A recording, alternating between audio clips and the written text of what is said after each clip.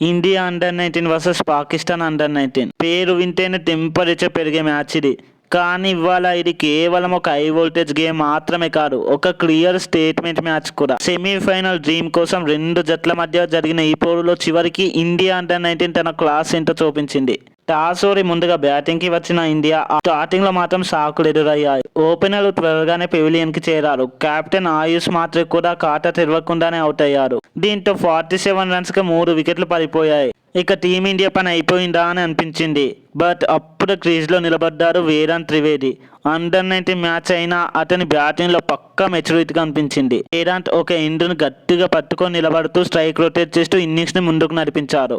మరోవైపు విహాన్ మల్హోత్రాతో కలిసి కీలకమైన పార్ట్నర్షిప్ చేసి స్కోర్ ని స్థిరపరిచారు.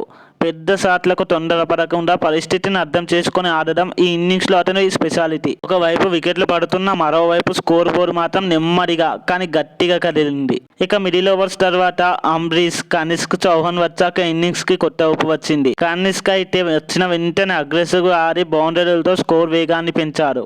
ఇక చివర్లో కిలాన్ పటేల్ ఇచ్చిన ఫినిషింగ్ టచ్ తో టీమిండియా స్కోర్ 250 దాటింది. దీంతో 49.5 ఓవర్స్ లో 252 పరుగులు. ఈ పిచ్ పై ఇది చిన్న టార్గెట్ అయితే కాదు.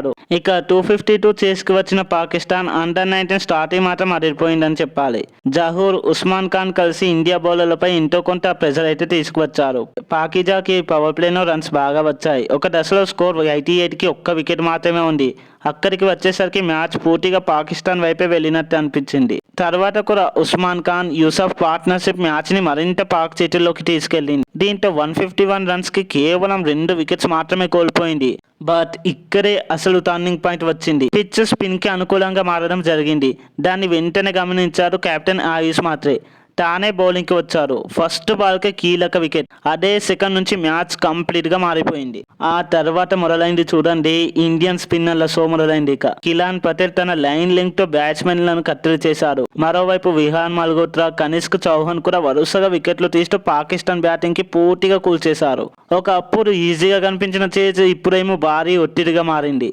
యూసఫ్ వికెట్ పడిన తర్వాత పాకిస్తాన్ కంప్లీట్ గా ట్రాక్ తప్పింది.